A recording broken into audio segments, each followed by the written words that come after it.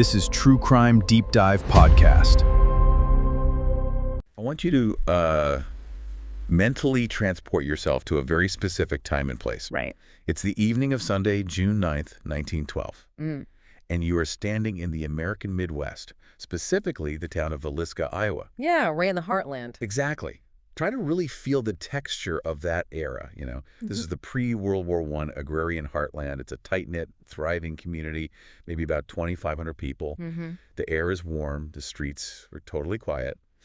And the entire concept of violent random crime is, well, it's something that happens in those rapidly industrializing, dirty urban centers on the coasts. Right, it's an abstract concept to them. Totally abstract. It just doesn't happen here. Yeah. This is a place where trust is basically the primary currency. Neighbors don't even bother locking their doors. I mean, It is the absolute definition of an idyllic safe haven. It really was this insulated world. I mean, the railroad had arrived, sure, and that brought economic prosperity and connected Villisca to the wider continent. But culturally, it was still a deeply rural, highly predictable society. You know, you knew everyone's routine. You knew exactly who was at church, who was working the fields, and who was walking home in the dark. And walking home in the dark that specific Sunday night is the Moore family. You have Josiah Moore, who is this prominent 43-year-old local businessman. He runs a farm equipment store. Right, very well known in town. Yeah, very well known. His wife, Sarah, she's 39, and they are walking with their 4 children, Herman, who is 11, Mary Catherine, who is 10, Arthur Boyd is 7, and Paul, who is just 5 years old. Just a normal family evening. Exactly. And trailing along with them are 2 guests. Yeah. Mary Catherine had actually invited her friends over for a sleepover, Ina and Lena Stillinger, and they're just 8 and 12 years old. Wow. Yeah. They had all just spent the entire evening at the Presbyterian Church for the Children's Day program. Which is, you know, it's a really poignant detail because Sarah Moore actually coordinated that entire program. She put it together, yeah. Right. It was this massive community celebration. The children were all dressed in their Sunday best. They were reciting Bible verses. They were just entirely immersed in this bubble of communal safety. So they arrive home around maybe 9:45 or 10:000 p.m. The house settles down. The lamps are blown out. And then the illusion of that perfect agrarian haven is just shattered. Shattered in a way that the town and, frankly, the entire country was completely unprepared to process. Absolutely unprepared. By the following morning, every single one of those 8 people, Josiah, Sarah, all 4 more children, and the 2 little Stillinger girls, they are discovered in their beds. And they have been methodically, brutally bludgeoned to death. It is a foundational trauma for rural America. The sheer scale and the savagery of the violence, it was something that simply did not compute in their reality. And that cognitive dissonance, that's exactly the engine of what we are doing today. Because if you're listening to this and wondering, you know, how an entire house full of people could be slaughtered without a single person waking up, or how the killer could just vanish into thin air, well, you are asking the exact same questions that paralyzed investigators over a century ago. The exact same questions, yeah. So, okay, let's unpack this. Our mission for this deep dive isn't just to recount some old cold case. We are going to dig into a massive stack of sources. We've got historical documents, coroner's reports, modern forensic blog analyses, and a lot of modern criminological literature. Including Bill James's really exhaustive book, The Man from the Train. Right, exactly. Yeah. We are leaning heavily on that to completely deconstruct this nightmare. We are going to build a psychological profile of an annihilator. And that's so crucial because to truly understand the Villisca Axe murders, you have to look way beyond the horror of the crime scene itself. What we are really looking at here is a terrifying historical collision. Collision between what, exactly? Between the severe, almost devastating limitations of early 20th century rural law enforcement crashing head-on into a highly modern, incredibly sophisticated predator. Wow. Yeah. We're talking about the emergence of the transcontinental serial killer. Okay, so let's start with the immediate environment on that Sunday night. Yeah. The Moores and the Stillingers, they walk home from church, they go inside, and they go to sleep. But they were being watched. Yes, they were. And the way this killer operated before ever stepping foot in the house, it completely upends the idea of some chaotic, spur-of-the-moment home invasion. It really does. When investigators finally began to systematically examine the exterior of the property, they made a highly significant, deeply unsettling discovery out in the Moore's barn. Right, the hay. Exactly. They found a very distinct, deliberate impression flattened into the hay in the loft. And this wasn't just like a random spot where a vagrant had taken a quick nap to get out of the elements. No, it was tactical. highly tactical. This impression was strategically positioned right next to a knothole in the wood of the barn sighting. And that specific knothole offered a direct, unobstructed line of sight straight to the Moore house. I was reading through the spatial layout of the property and the sources, and that detail just hit me so hard. It fundamentally changes the profile of the killer. It changes everything. Right, because it reminds me of the mechanics of a duck blind. Like, if you've ever been hunting, you know the physical toll of sitting in a blind. You're out there in the elements, you're perfectly concealed, your eyes are just locked onto a target area. You aren't moving. You're exerting a tremendous amount of discipline, just waiting for the absolute optimal moment to strike. I mean, it requires a terrifying level of patience. You aren't just reacting to an impulse, you're calculating a strike. That physiological and psychological discipline is key here. If we really unpack the psychology of that wait, it reveals a highly organized, deeply pathological state. Yeah, think about the sensory deprivation involved there. Exactly. The killer is enduring hours in a dark barn. And there were also reports of 2 spent cigarettes found later in the attic of the Moore house itself. Wait, in the attic of the house? Yes. So this suggests the killer may have eventually moved out of the barn, slipped into the house while they were asleep, and then actually retreated up into the attic to wait even longer. Waiting in a sweltering, unventilated attic in Iowa in the middle of June. Which is practically an oven. Seriously. So to sit in the suffocating heat of a June attic or a dusty, insect-filled barn, maintaining absolute silence, smoking in the pitch black, while literally anticipating the mass murder of a family, I mean, that requires a psychological compulsion that is totally consuming. It's not a panic response. No, a disorganized killer, someone who is driven by a sudden fit of rage or maybe a panic robbery gone wrong, they lack the executive function to endure that kind of weight. It implies that the anticipation is actually part of the ritual for them. Oh, absolutely. Like, the killer is literally marinating in the fantasy of the violence. They are watching the lights extinguish in the windows. They are listening to the neighborhood quiet down. They are just waiting for the perfect biological window. They are waiting for the victims to descend into the deepest stages of their circadian sleep cycles. Which happens when, usually? Typically, human beings enter what we call slow-wave sleep within the first hour or 2 after falling asleep. And this is when the body is most paralyzed, the heart rate drops, and it is incredibly difficult to rouse someone to full defensive consciousness. So they're completely vulnerable. Completely. The killer knew, either instinctively or through terrifying prior experience, that time was their greatest ally. So the house goes dark. They've fallen asleep into the deepest stages of their circadian rhythms. What exactly happens when this predator finally moves? The town of Villisca is dead asleep.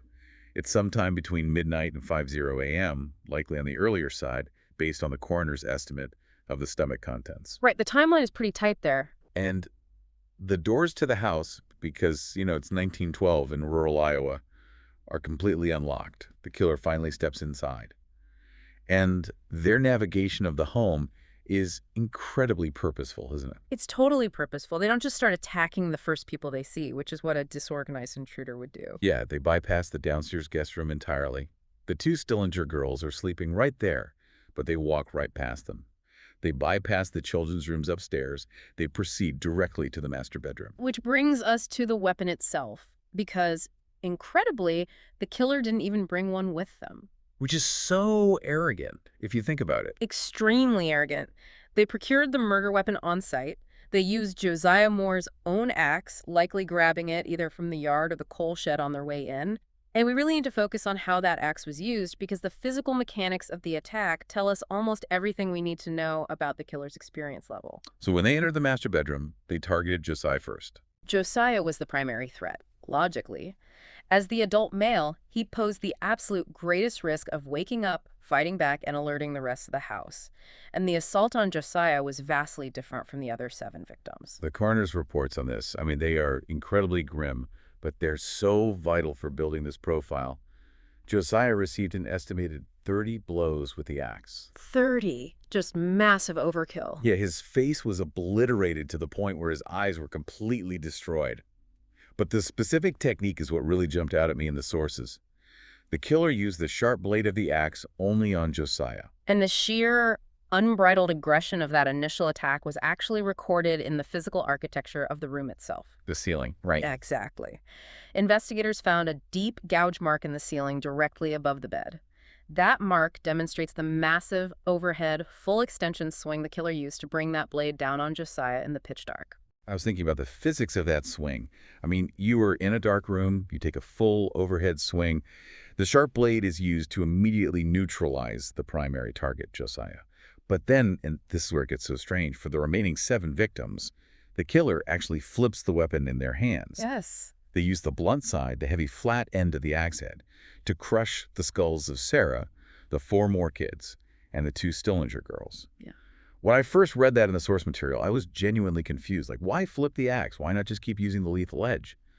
But then I thought about the mechanics of chopping wood. It's a very crucial observation. And it points to a terrifying level of what we might call on-the-job experience. Right, because if you hit dense material like a log, or in this horrific context, a human skull with a sharp wedge-shaped blade, it bites deep and it gets stuck.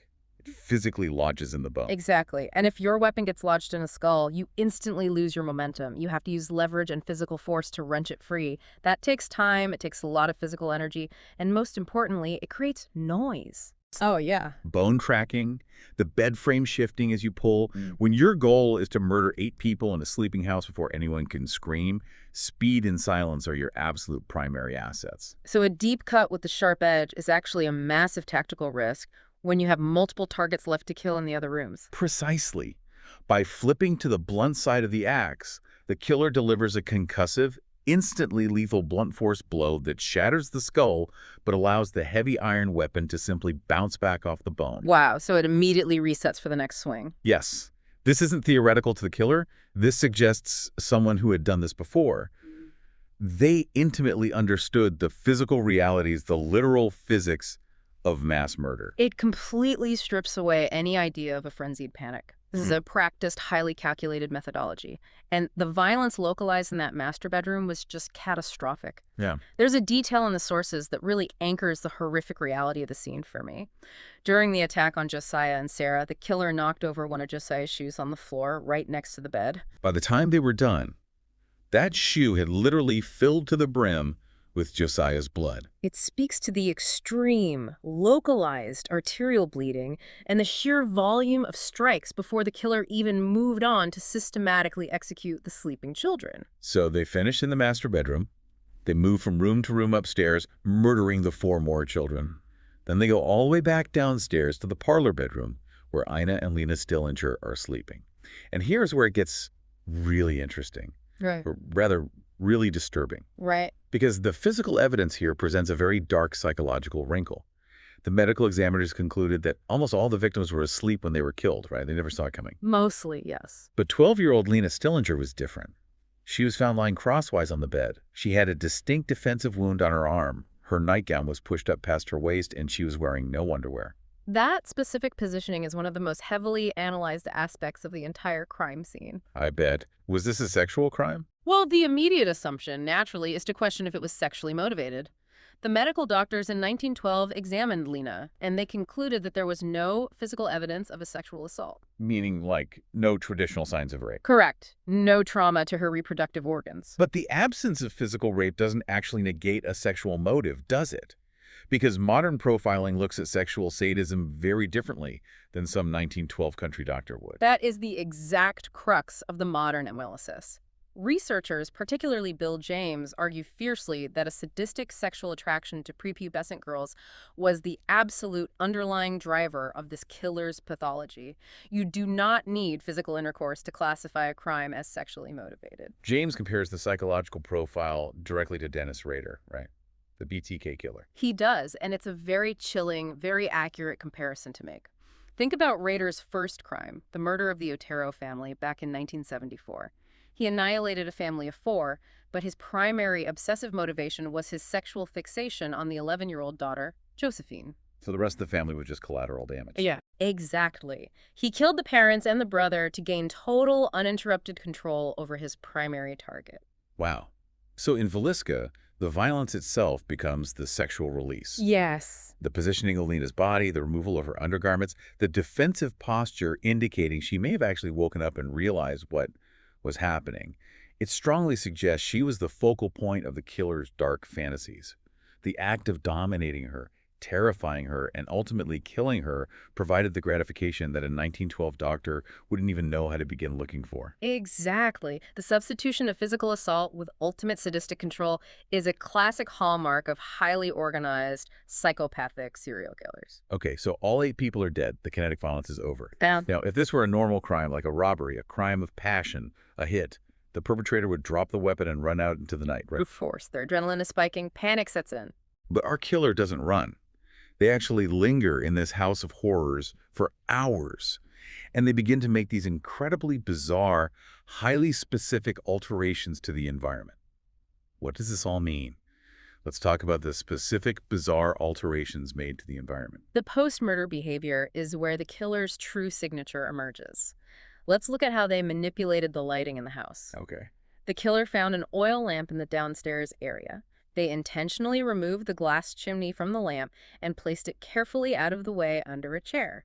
Then they bent the wick in half and turned the flame down incredibly low. Why modify the lamp like that? I was trying to figure out the optics of it when I was reading the sources. What's fascinating here is how this shows cold, methodical, visual control of the environment. What do you mean? By removing the chimney and bending the wick, you prevent the flame from flaring up or casting a wide ambient glow. The killer basically created a highly directional, incredibly faint light source. Like a makeshift flashlight. Exactly. They needed just enough localized illumination to navigate the blood-soaked house and visually confirm their work, but they were methodically mitigating the risk of any light bleeding out through the window shades and alerting a neighbor. It is just cold, calculated operational security. It's the behavior of a professional. But then the behavior kind of shifts, doesn't it? It goes from practical security to deep psychological ritual. It really does. The killer took clothing like a gauze undershirt, a dress, and specifically laid them over the smashed faces of the victims. Herman and Catherine had their faces covered. Josiah and Sarah had the heavy bedclothes pulled all the way up over their shattered heads. And then, taking it a step further, the killer walked around the house and draped clothing or fabric over every single mirror and piece of glass they could find. What is that about? This is a textbook psychological signature. In forensic psychology, this specific type of behavior covering faces, covering mirrors, is often categorized under the concept of undoing. Okay, explain the mechanics of undoing for us. Because it sounds like they were trying to magically reverse the crime, but obviously they know the victims are dead. Right. It's not about literally reversing the reality of death. It's about managing the psychological blowback of the visual aftermath. Undoing signifies a profound, almost involuntary aversion to the reality of what the conscious mind just directed the body to do. Wow. From a clinical perspective, it often indicates a dissociative break. The violence unleashed was so extreme, so physically destructive, that once the adrenaline finally begins to ebb, the killer's conscious mind literally cannot tolerate looking at the mutilated faces of the children they just slaughtered. So covering the faces is a way to sort of mute the visual horror. Yes. And the mirrors, is that the same thing? They just can't bear to look at themselves. That's the most prominent clinical theory. Covering the mirrors means they avoid seeing their own reflection covered in the blood of an entire family. It can be driven by a sudden spike of acute shame or even severe paranoia. However, we also have to consider the sociological context of 1912.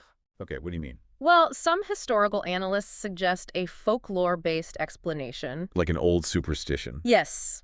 In many Old World European and even Appalachian traditions, there is a deep-seated superstition that mirrors absolutely must be immediately covered after a death in the house. Really? Why? The belief is that the soul of the newly departed could become trapped in the reflection, or that the living might actually see the face of the dead looking back at them through the glass. Oh man, that is deeply eerie. So it's either a manifestation of profound clinical dissociation or a strict adherence to a macabre cultural superstition. But either way, think about the time it takes to do this. It takes a while. Right. They're walking through a house containing 8 mutilated bodies, systematically checking every room, carefully arranging fabric over glass in the dim light. And that complete lack of panic leads to the most baffling details of all. The items left behind. Yes. The investigators found a 4-pound slab of raw bacon wrapped in a towel sitting directly on the floor next to the bloody axe. Just bizarre. And near that, a strange short piece of a keychain that definitively didn't belong to the Moore family. There was a basin of bloody water where the killer clearly took the time to wash their hands and arms. And, incredibly, a plate of untouched food sitting on the kitchen table. I mean, who makes a late-night snack in a slaughterhouse?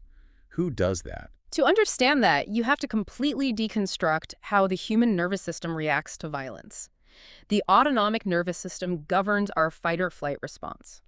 When a normal human being, or honestly even an inexperienced criminal, commits an act of violence, their system floods with cortisol and adrenaline. Sure. Their heart races, their hands shake, they experience tunnel vision, and they have a desperate, overwhelming biological urge to flee the source of the trauma. They want to get far away from the bodies. Exactly. But this killer experienced absolutely none of that. Their nervous system remained at a complete, terrifying baseline. To them, the Moore house wasn't a traumatic crime scene.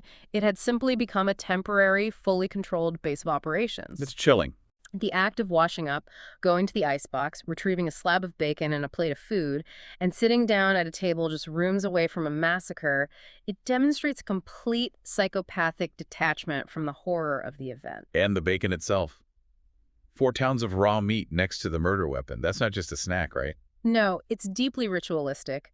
Modern analysts who lean into the sexual sadism theory have suggested that the raw bacon may have been utilized as a masturbatory aid. Oh, wow. If we accept that the underlying motive was a sadistic sexual compulsion centered on control and violence rather than traditional intercourse, the presence of the meat next to the weapon in the bodies aligns perfectly with the post-murder sexual ritual. It just further cements the profile of a highly deviant, highly organized serial killer taking their sweet time to bask in the aftermath of their work. It is a picture of a monster totally at peace in the nightmare they created. So eventually they finish their rituals. They lock the doors behind them, take the keys, and just vanish into the pre-dawn fog. They leave behind a perfectly preserved, albeit totally bizarre, psychological puzzle for the police. But that preservation didn't last long, did it? No, it didn't. Let's talk about the morning after the sun comes up. The tragedy of the Villisca murders is inextricably linked to the tragedy of the initial investigation. Absolutely. So the town wakes up. It's about 7 a.m. Mary Peckham, the elderly neighbor next door, is out hanging laundry. She notices the Moore's chores aren't done. The chickens are still cooped up in the yard. The house is completely silent, and all the curtains are tightly drawn. Which is very unusual for a farming family. Very unusual. So she knocks on the door, gets no answer, and tries the knob. It's locked. She immediately senses something is wrong and calls Ross Moore, Josiah's brother. Ross Moore arrives with his own key. He unlocks the front door, steps into the parlor, opens the door to the guest room, and he just sees the blood-soaked bedsheets covering the Stillinger girls. He immediately backs out and tells Mary Peckham to get Hank Horton, the local peace officer. And Horton goes in.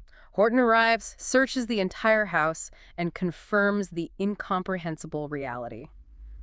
Everyone is dead. If you are listening to this and wondering why on earth the police didn't just lock down the town, secure the perimeter, and bring in a forensics team, you have to completely erase your modern understanding of crime scenes. You really do. Yeah. In 1912, rural law enforcement possessed virtually no formal training in what we now consider fundamental forensics. DNA testing was decades away. Fingerprinting. Fingerprinting existed, but it was in its absolute infancy, primarily used in major metropolitan centers or federal prisons. It was certainly not a tool readily available to, or even understood by, a small-town peace officer in Iowa. There was no concept of blood spatter analysis, no strict protocols for trace evidence collection, and no established method for securing a perimeter. Which leads to a decision that absolutely doomed the case. At 8:40 a.m., instead of isolating the scene, the local telephone exchange issued what they called an all call. Yeah, the all call. They literally broadcasted an alert across the entire county telephone network, announcing that a massacre had occurred at the Moore house. It was an instinctive community reaction, not a tactical police protocol. They were just calling for help. But the result was unprecedented contamination. Over 100 townspeople instantly descended on the property. And they didn't just stand on the lawn and gawk. They breached the house. Before the National Guard finally arrived hours later to secure the property, you had dozens of terrified, morbidly curious citizens tramping through every single room of the house. The citizens were walking directly through pools of blood, tracking overlapping footprints everywhere. They repositioned items. They literally handled the murder weapon. That blows my mind. The axe, the single most crucial piece of physical evidence, was picked up and passed around by the townsfolk. And the souvenir hunters, man, reading the historical accounts, I was honestly sickened. People actually stole fragments from the crime scene. Yeah, Pieces of shattered skull, blood-soaked fabric from the beds. It is a level of contamination that is almost farcical in its sheer destructiveness. it was catastrophic. Any latent fingerprints the killer might have left on the axe handle, the lampshade, or the doors they were wiped away or completely covered by the prints of a dozen farmers. Any microscopic trace evidence, a hair, a fiber from the killer's clothing, a distinct footprint in the dust, it was completely obliterated by the stampede. Wow. Because of this failure, no physical evidence could ever definitively tie any suspect to the murders, and as we know, nature abhors a vacuum. Into that absolute void of hard evidence poured a decade of wild accusations, local paranoia, and political opportunism. Because the police couldn't find a phantom who vanished on a train, they started looking incredibly hard at the people they already knew and, frankly, disliked. They did. They focused heavily on local suspects. And the most prominent target early on was Frank F. Jones. Let's talk about him. Well, if we connect this to the bigger picture, the obsession with Frank Jones is a fascinating study in investigative bias and small-town sociology. Jones was a 57-year-old state senator and a highly aggressive, deeply entrenched local merchant. And crucially, he had a known, incredibly bitter rivalry with the primary victim, Josiah Moore. Right, there's a deep history there. Josiah used to work for Jones. For 7 years, Josiah was Jones's star salesman at his implement store. But in 1907, Josiah left reportedly because Jones was sort of a tyrant who worked him 6 days a week, and he started a competing farm equipment business literally right across the street. Right across the street. And to really twist the knife, Josiah took the incredibly lucrative John Deere tractor franchise with him. It was a massive financial blow, but more importantly, a reputational blow to a man like Jones, who demanded total dominance in his town. The animosity split Villisca into two completely loyal factions. By 1912, Jones and Moore hated each other so openly that they would routinely cross the street just to avoid making eye contact. Wow. Furthermore, to add fuel to the fire, there was a pervasive local rumor that Josiah had engaged in a brief affair with Jones's vivacious daughter-in-law. So you have the motive triad right there: money, pride, and jealousy. The town thinks Jones hated Moore, Jones had immense wealth, maybe Jones hired someone to do this, and this theory was aggressively pushed by James Wilkerson, a detective from the Burns Detective Agency. He pointed the finger at a man named William Mansfield. Right, Mansfield. Wilkerson claimed Mansfield was a cocaine-addicted hitman hired by Senator Jones, and Mansfield had a dark background. He was actually a suspect in the axe murders of his own family in Illinois a couple years later. It was a very compelling narrative for a town desperate for answers, but from a behavioral profiling standpoint, it completely falls apart. Exactly. I was reading this and thinking, wait a minute. If this is a cold, calculated contract kill, paid for by a wealthy state senator to eliminate a business rival, why would a professional hitman take the time to ritualistically cover all the mirrors in the house with clothing? They wouldn't. Why would a hitman arrange a 4-pound slab of raw bacon next to the murder weapon, wash his hands in a basin, and hang out to make a sandwich? That doesn't fit the operational profile of a hitman at all. A hitman kills the target and leaves immediately to minimize risk. Your intuition is entirely correct. The behavior at the crime scene is highly disorganized in terms of a professional assassination, but highly organized in terms of psychological ritual. So why push it so hard? The reason local law enforcement and Detective Wilkerson pushed this theory so intensely is because they were conceptually paralyzed. They were suffering from a massive cognitive bias shaped by what criminologists refer to as the Holmes paradigm. Like H.H. Holmes, the serial killer in Chicago with the infamous murder castle during the World's Fair. Yes. In 1912, H.H. Holmes was the dominant cultural touchstone for mass murder in the American consciousness. Holmes was a highly organized serial killer, but his crimes were fundamentally localized. He built his intricate trap, his hotel, and lured victims into his territory. And crucially, he was primarily motivated by immense financial gain, life insurance fraud, and theft. So it was a business to him. Exactly. He targeted people he interacted with. His crimes were intimate, fraudulent, and rooted in localized control and greed. So because Holmes was the only framework they had for mass murder, The police in Villisca are essentially looking for their own H.H. Holmes. Precisely. They were conceptually conditioned to expect a logical, localized motive. To a capitalist, industrializing society, greed made sense. Eliminating a business rival made sense. Right. The idea of a highly mobile, psychologically driven annihilator who struck indiscriminately against unknown families for purely sadistic pleasure and then vanished via the transcontinental rail network, that concept simply did not exist in their investigative playbook. It literally broke their model of how the world worked. They couldn't compute it. No, they were trying to force a square peg into a round hole, which explains the obsessive, ultimately fruitless pursuit of Senator Jones. And when the hitman theory started collapsing under its own weight, they pivoted to an even stranger local suspect, Reverend Lynn George Jacqueline Kelly. Oh, Reverend Kelly. This guy is one of the most bizarre figures in the entire saga. He was an English-born traveling minister who happened to be visiting Villisca that exact weekend. Reverend Kelly became the perfect scapegoat for a town that was terrified and demanding a conviction. Physically, he was a highly unlikely suspect. I mean, he stood only 5'2" and weighed 119 pounds. But circumstantially and behaviorally, he was surrounded by massive red flags. The red flags are impossible to ignore. He attended the Children's Day service that Sarah Moore coordinated, meaning he was in the exact same room as the victims just hours before they died. He was left-handed, and the coroner, Dr. Lindquist, had determined from the blood spatter on the wall and the angle of the ceiling gouge that the killer almost certainly swung the axe left-handed. Right. He left town on a train at 5 a.m., right around the time the killer was escaping. And his personal behavior was incredibly disturbing. He was a known sexual deviant and had a documented history of severe mental breakdowns. He was accused of peeping into windows, including in Villisca, just days before the murders. Gross. And a few years later, in 1914, he placed an ad for a girl stenographer to do confidential work. He sent a reply letter to an applicant that a judge later described as unimaginably obscene, explicitly demanding she type in the nude. And the craziest part of all this is he actually confessed to the Villisca murders. He did. He told police that a shadow, or the voice of God, whispered to him to suffer the children to come unto me, and that he committed the massacre to obey that divine command. He did confess, but we really have to look very closely at how false confessions were extracted in the 1910s. Kelly was an immensely mentally vulnerable individual. He was eccentric, obsessive, and highly suggestible. And he wanted attention, right? Exactly. He had been sending rambling, bizarre letters to the police for months, offering his own theories on the crime. When investigators finally cornered him, they subjected him to extreme inquisitional pressure. He later recanted the entire confession, claiming severe police brutality and psychological torture. The psychology of vulnerable suspects is just so fragile.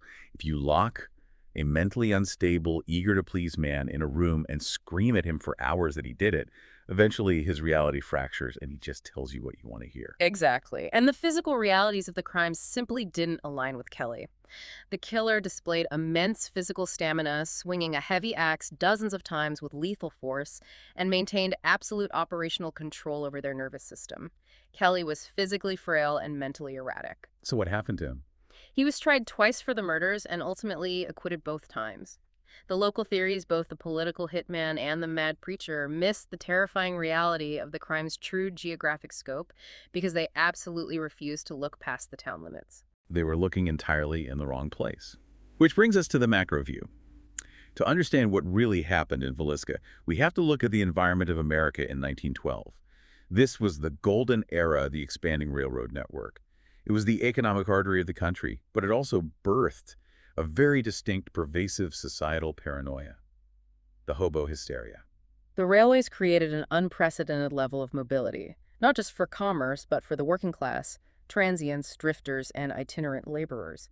In small, insular towns that were completely unused to strangers, this transient population became an immediate source of fear and suspicion whenever a crime occurred. And the sources mention a specific incident that perfectly encapsulates this hysteria. At 6:00 a.m. on the exact morning the bodies were discovered, a transient named Andy Sawyer approaches a Burlington Railroad crew in Creston, Iowa, which is a major rail hub not too far from Villisca.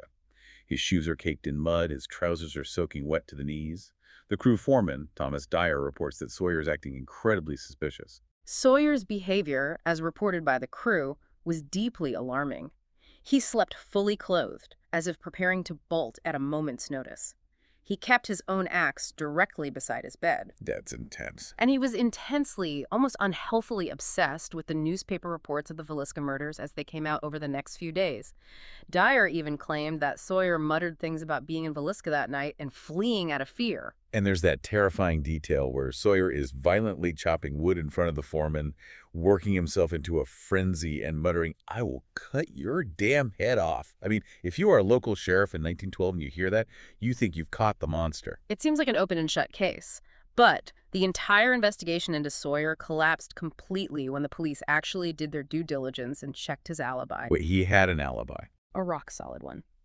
On the night of the Villisca murders, Sawyer had been arrested for vagrancy in Osceola, Iowa. The local sheriff there had personally escorted Sawyer out of town and put him on a train heading away from Villisca at approximately 11:00 p.m. He had a verified alibi provided by law enforcement itself. So he was just an eccentric, heavily traumatized, perhaps mentally unstable guy reacting strangely to the news. Yep. The hobo hysteria was a total dead end. But while the local police were chasing their tails with local rivals and innocent drifters, forward-thinking federal investigators were realizing they needed to look at the rails, just not at the local drifters. They needed to zoom way, way out. Enter Special Agent Matthew McClary from the Department of Justice's Bureau of Investigation, which was the precursor to the FBI. He and modern criminologists began connecting some incredibly macabre dots. McClary was really ahead of his time. He began to view Villisca not as an isolated incident of local vengeance, but as the bloody apex of a series of transient mass killings that were just plaguing the American Midwest. When you step back and look at the epidemiological pattern of axe murders along the railroad network in 1911 and 1912, a chilling, undeniable signature emerges. Like a virus spreading. Exactly. The rail network wasn't just transporting goods, it was acting as an artery for a pathogen. Let's look at the pattern from the sources, because the behavioral linkages are impossible to ignore once you lay them out chronologically. September 1911, Colorado Springs, Colorado. 6 people are murdered in their sleep. The killer covers the windows with bed sheets, wipes the blood off the axe, and specifically covers the heads of the victims with bedclothes. Strikingly similar. October 1911, Ellsworth, Kansas. 5 people murdered in their beds with an axe. The mirrors in the house are intentionally covered. June 1912, Paola, Kansas. 2 people murdered with an axe. The lamp of the room has its glass chimney removed, and that was just 4 days before Villisca. The methodological overlap is profound. The use of a weapon found on the property, the nocturnal attacks on sleeping families, the strategic covering of windows to block light, the psychological ritual of covering mirrors and victims' faces, the specific manipulation of the oil lamps. In criminal profiling, these are not coincidences. Right. These are the highly specific, deeply ingrained psychological signatures of a single, highly organized offender. So we are definitively looking at a single, highly mobile annihilator enabled by the transcontinental rail network. A phantom who steps off a train in a small town in the dead of night, finds a house close to the tracks, silently slaughters everyone inside, performs his rituals, and is hundreds of miles away on a departing freight train before the bodies are even discovered the next morning. Exactly. This individual was utilizing the anonymity and speed of the railroad network to strike with absolute impunity, completely bypassing the localized, motive-based paradigms of early law enforcement. They were hunting in a blind spot of history. So who was it? The sources point to 2 main suspects for this transcontinental serial killer. The first is Henry Lee Moore, who was actually favored by Special Agent McClary at the time. Henry Lee Moore, who, despite the name, had absolutely no relation to the Moore family in Villisca, was a convicted axe murderer. Oh, wow, really? Yes. Months after the Villisca massacre, he murdered his own mother and grandmother with an axe in Missouri. He was a convict with a severe history of violence who'd been working on and riding the rails during the exact time frame of the Midwest murders. McClary suspected him of committing nearly 30 similar murders across the country. But the sources also push back on him pretty hard. I was reading Bill James's analysis, and he points out a glaring flaw in the Henry Lee Moore theory. Moore's motive for killing his mother and grandmother was purely financial greed. He wanted the deeds to the family house so he could sell it. And psychologically speaking, it is incredibly rare for a wandering serial killer motivated by psychological or sexual sadism to suddenly return home and kill his own family for a real estate scam. Yeah. The motives just don't align. Which is why modern researchers, utilizing historical data analysis that McClary didn't have access to, have proposed a different, far more terrifying suspect. an elusive immigrant named Paul Mueller. The Mueller theory is the one that really keeps you up at night. Mueller was a German-speaking immigrant who was the prime suspect in an 1897 axe murder of a family in Massachusetts, a family he had been working for as a farmhand. He slaughtered them in their beds, and then he just vanished completely. What links Mueller to the 1911 and 1912 Midwest murders is a trail of physical and behavioral evidence that spans over a decade. The killer in Massachusetts displayed eerily similar traits to the Midwest phantom. But more importantly, investigators found distinct physical trace evidence at several of the connected crime scenes in the Midwest. Size 6 footprints. Size 6. I mean, that is very small for an adult man. It points to a diminutive killer. A small, unassuming man who could easily slip into a house unnoticed, traverse the rail lines without drawing the attention or aggression a larger, more imposing transient might, and yet possessed the practiced, brutal physical efficiency to wield an axe and annihilate entire families without waking them. That fits Mueller. It does. Renowned true crime historians like Harold Schechter have subsequently endorsed the Paul Mueller hypothesis as the most mathematically and behaviorally probable solution to the Villisca mystery and the wider string of transcontinental murders. It's just staggering to think about this phantom, whether it was Paul Mueller or an unknown Billy the Axeman, just riding the rails, bringing absolute nightmare violence to these quiet, trusting towns, and then slipping away into the steam and steel, leaving the locals to tear each other apart, looking for a motive that didn't even exist. Which brings us to the end of our deep dive. The Villisca Axe murders remain a defining enigma. It's a case that permanently altered the psychological landscape of America. It really shattered the illusion of rural safety forever. The boarded-up Morehouse still stands today in Villisca. It operates as a physical monument to the profound, tragic limitations of early 20th century forensics, and a grim reminder of the trauma of unresolved mass violence. Think about the world we live in today. If a crime happens, we track a criminal's digital footprint. We have cell tower pings, familial DNA databases, security cameras on every doorbell, license plate readers. I want you to imagine the sheer terror of living in 1912, a time when a phantom could step out of a train car, walk into your idyllic safe haven, commit the most unspeakable atrocities imaginable, and vanish back into the night without leaving a single trace that law enforcement could comprehend. And I'll leave you with this final, chilling thread to pull on your own. We know about the string of mass murders in Colorado, Kansas, and Iowa because the killer's signature was so loud, so violently distinct. Annihilating a family of 8 makes headlines. But if this highly organized, transient serial killer rode the rails unchecked for years, perhaps decades, how many other unsolved single homicides or mysterious missing persons cases from the early 1900s are currently sitting in dusty local archives across the country? Cases written off as local tragedies, bar fights, or runaways, entirely unrecognized as the silent, earlier work of the man from the train. It makes you wonder just how murky those diagnostic waters of historical crime really are. When the X-ray machine of modern forensics is stripped away, we are left staring into a very dark, very deep history. Thanks for joining us.